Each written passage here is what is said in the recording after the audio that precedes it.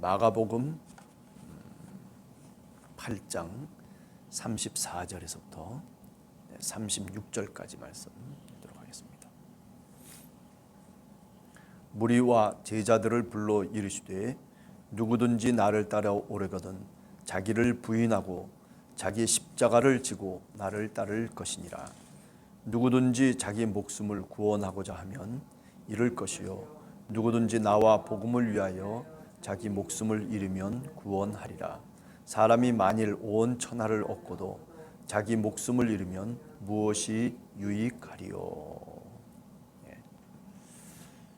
자기를 부인해라 라고 하는 얘기죠. 자기를 부인한다는 것이 뭐 내 어떤 정체성을 없애버려라, 또는 내가 살아가던 그런 삶의 방식이라든지 많은 것들을 다 바꿔야 된다라고 하는 그런 뜻도 있지만은, 그러나 간략하게 우리가 생각해 보면 나라고 하는 주어를 바꾸는 거죠. 내 삶의 주어를 바꾸는 겁니다. 그렇죠? 내가 내 인생의 주인으로 살아가다가, 우리가 CCC 사형리에도 이제 뭐 그런 이야기가 있지 않습니까? 내가 내 삶의 주인, 그런데 그 삶의 주인으로 살아가는 것이 얼마나 고달픈지 몰라요. 내 뜻대로 되는 것도 아니고, 또 여러 가지 많은 세상의 일들이 내 마음속에 쌓이고 쌓여서, 그래서 내가 움직일 수 없을 정도로까지도 어떤 사람은 그렇게 인생의 과정을 겪기 마련이다라고 하는 거죠. 그러나 내 인생의 주인을 하나님으로, 예수 그리스도로 내가 자리바꿈을 하면, 그러면 내 인생의 삶의 모든 어지러운 부분들이 우리가 질서의 하나님이라고 그러잖아요. 그래서 하나님이 정돈시켜 주시는 거죠.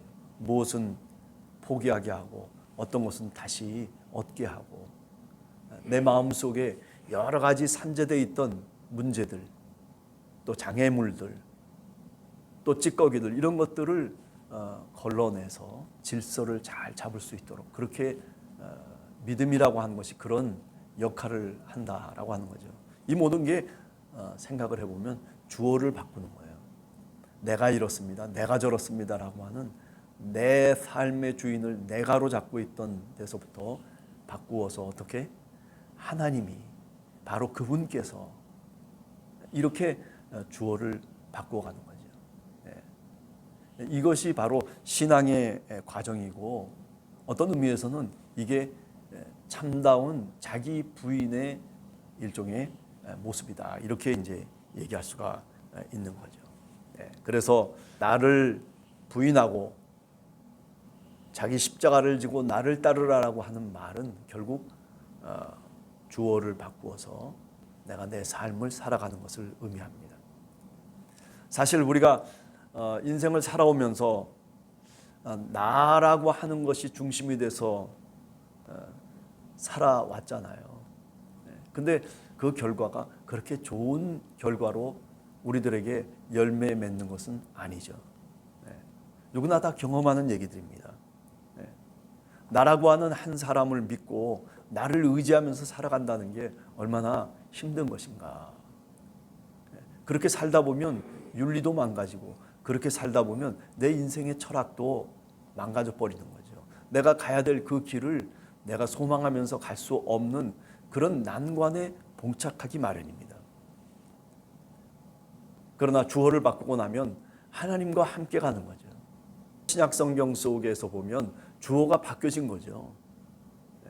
예수 그리스도를 따라다녔을 때 그 제자들은 다 자기가 주어였어요. 근데 이제 성령이 임하시고 난 다음에 교회를 통해서 살아가는 증인으로서의 삶이라고 하는 것은, 이렇게 주어가 이제는 내가 아니라 예수 그리스도, 바로 우리의 주님이 그들의 삶의 주인이 되셨다는 거죠. 그러다 보니까 어떻습니까? 살아가는 삶의 패턴이 다른 거예요. 옛날에는 소심했던 사람들이 어떻게 바뀌어집니까? 용기 있는 사람으로 바뀌어지죠. 옛날엔 인생에 있어서 자신이 가야 될 길을 결정하지 못했던 사람들이 이제는 내가 가야 될 길이 어디인지를 그 방향을 확정하고 살아갈 수 있게 되는 거죠. 그래서 어떻습니까? 자신만만한 거죠. 저들이 도대체 누구냐? 성령이 임하시고 난 다음에 길거리에 나가서, 아니 예수님이 십자가에 달려 돌아가셨던 바로 그 예루살렘으로 들어가서 어떻게 보면 정말 두려운 곳이죠.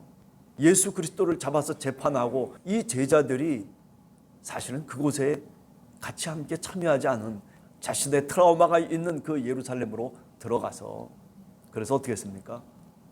하나님의 복음을, 예수 그리스도의 복음을 당당하게 겁없이 자신의 목숨을 내걸면서도 전했던 그런 그들의 모습은, 이것은 주어가 바뀐 모습이죠. 이제는 하나님이 내 인생의 주인이다 라고 하는 거죠. 내가 주님을 위해서라면, 오늘 여기 나오는 나와 복음을 위해서라면, 예수 그리스도와 복음을 위해서라면 내가 죽기로 작정하였노라. 그런 고백을 우리는 신약 성경을 통해서 우리가 페이지를 넘길 때마다, 장수를 넘길 때마다 우리가 깨닫게 되는 거죠. 그래서 우리도 그런 신앙의 과정을 겪어야 되겠다라고 하는 그런 고백을 같이 함께 하게 되는 것입니다. 나 혼자만 내가 내 인생의 주인이 돼서 그래서 살아가는 그 인생이라고 하는 것, 결국은 어떻습니까? 결국은 두려움과, 그리고 어떤 때는 탐욕과, 그리고 야만적인 행위와 폭력과 죽음이라고 하는 것이 결국 찾아오기 마련입니다. 제가 왜 이렇게 얘기할 수 있냐면은, 우리가 살아가는 역사라고 하는 것, 국가의 역사나 또는 한 개인의 역사도 마찬가지라고 생각해요. 넓게 보면 국가들을 한번 보시기 바랍니다. 늘 하는 얘기지만은 결국 인간이 얼마나 폭력적입니까? 내 힘으로 살아가는 그 인간의 결과적인 모습은요, 자기 이기적인 그런 행동밖에는 남는 게 없어요. 마치 사람이냐 동물이냐라고 하는 그런 선택의 갈림길에서 동물을 선택하는 것과 같은 그런 모습과 같아요. 내 본성으로 살아가는 거죠. 내 허기짐으로 살아가는 거죠. 그러므로 인해서 많은 사람들이 그렇게 야만적인 행위들을, 비이성적인 행위를 하면서도 그것이 당연한 듯이 그것을 합리화시키고, 그리고 그리하여서 많은 사람들이 도탄에 빠지는 그런 경우들이 얼마나 많습니까? 세상을 지배하고 살아가는 지도자들이라고 하는 것, 세상의 권력을 잡은 사람들이라고 하는 것이 에베소서 6장에 나온 것처럼, 그게 사실은 악마적인 근성과 뿌리를 갖고 있는 겁니다. 그저 서로 으르렁대면서 우는 사자와 같이 잡아먹을 것 같은 사회를 만들어가고 있음에도 불구하고, 그런데도 그럴싸하게 포장을 시키죠. 너희들 경쟁해야 돼, 너희들 이렇게 해야 돼, 저렇게 해야 돼 하면서 선량한 서민들 또는 국민들을 힘들게 만들고, 그리고 훈련을 시키려고 하는 거죠. 우리는 하나님의 말씀을 통해서 훈련을 받는 사람들입니다. 하나님의 말씀을 통해서 우리의 인생관을 다시 새롭게 하고, 하나님의 말씀을 통해서 내가 내 삶의 주인을 찾는 겁니다. 내 삶의 과정 속에서 예수 그리스도를 나의 주님으로 고백하는, 그리고 그분이 가르쳐 주신 그 교훈을 따라서 내가 살아가겠노라고 그렇게 당당하게 용기 있게 세상 속에 뛰어드는 그런 신앙인이 사실은 자기를 부인하고 주님을 따르는 신앙인이다, 그렇게 말씀드릴 수 있죠. 우리가 우리를 사랑하기도 하고 내가 나를 극진하게 대접하기도 하지만은, 그러나 하나님은, 우리 주님은 우리가 그렇게 우리 자신을 사랑하는 것보다도 우리를 더 사랑하십니다. 이게 성경의 말씀이죠. 우리가 사랑을 잃은 것 같아요. 그러나 하나님이 우리에게 주시는 사랑은 그 잃었던 사랑, 아니 내가 던진 그 사랑보다도 더 큰 사랑을 우리들에게 선물로 주시는 분이십니다. 은혜로 주시는 분이세요. 그래서 누구든지 은혜를 받게 되면 하나님의 사랑을 깨닫게 되죠. 하나님이 세상을 이처럼 사랑하사 독생자를 주셨으니 이는 저를 믿는 자마다 멸망치 않고 영생을 얻게 하려 하심이라. 아니, 내가 목숨을 잃은 것 같지만은 그러나 영원한 생명을 하나님께서 마련해 주시고 하나님께서 우리에게 선물로 주셨다라고 하는 사실을 우리가 깨닫고 우리가 고백하면서 살아가는 것, 이게 신앙의 삶이고 이것이 바로 세상을 이기는 지름길이라고 그렇게 말씀드릴 수가 있을 것입니다.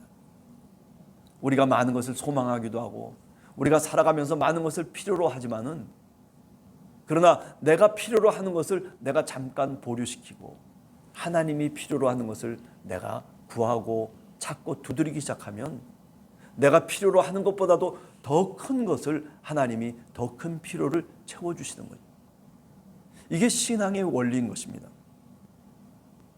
하나님은 우리를 이렇게 은혜로 베풀어 주시는 하나님이세요.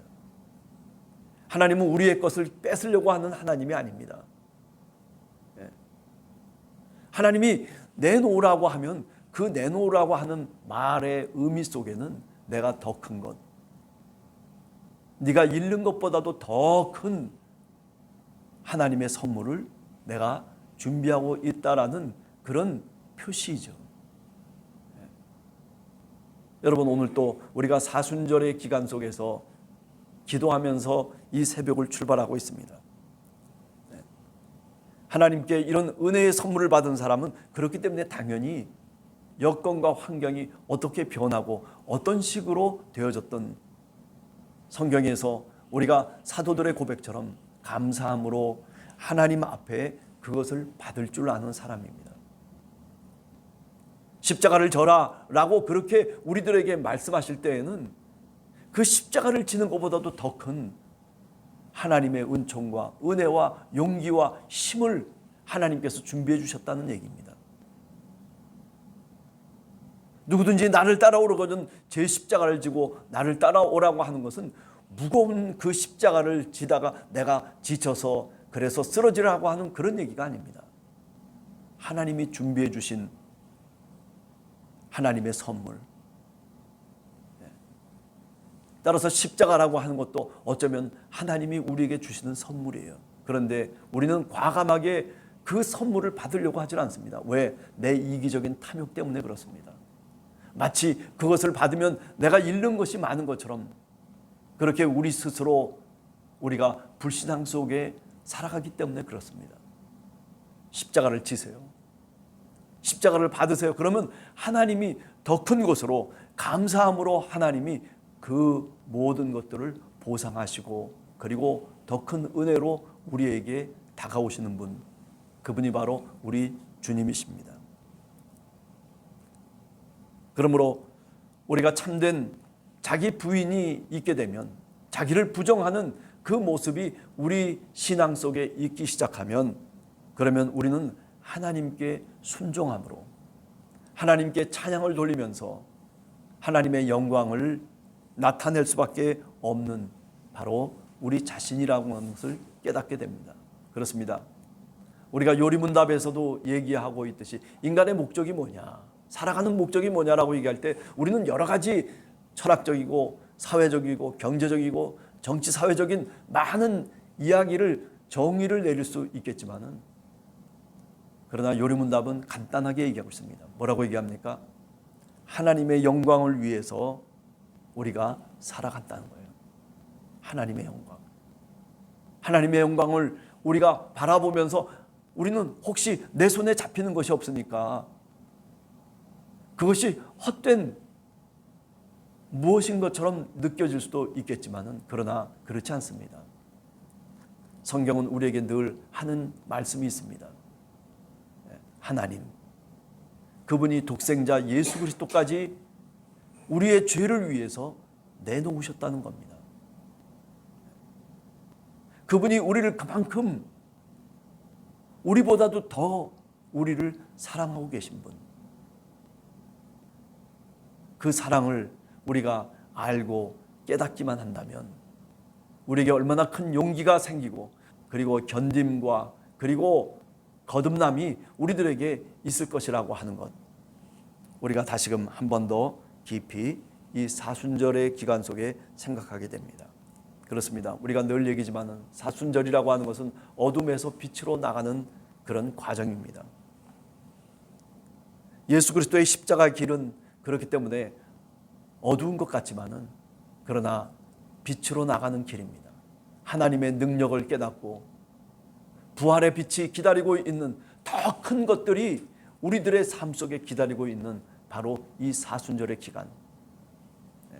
비록 어두운 것 같은 우리의 길목 속에서도 우리는 마음속에 그렇기 때문에 빛의 소망을 갖습니다. 하나님의 영광의 빛을 느끼면서 그리고 그 영광의 빛이 구원의 빛이고 그것이 바로 우리를 이끌어가는 임마누엘, 하나님의 영광이라고 하는 것을 우리가 깨달으면서 오늘 하루도 담대하게, 조금 우리들의 마음이 어떻다 손치더라도 우리의 환경과 가는 길이 내 마음에 들지 않아도 그래도 오늘 다시 무릎을 꿇고 하나님 앞에 기도하면서 하나님, 내가 십자가를 지겠습니다. 그런 십자가를 지겠다라고 하는 그런 고백을 통해서 하나님이 준비해 주신 하나님의 영광과 그리고 그 큰 하나님의 은혜를 받을 수 있는 그런 우리 함께하는 교회 성도들이 다 되시기를 간절히 주님의 이름으로 축원합니다. 기도하겠습니다.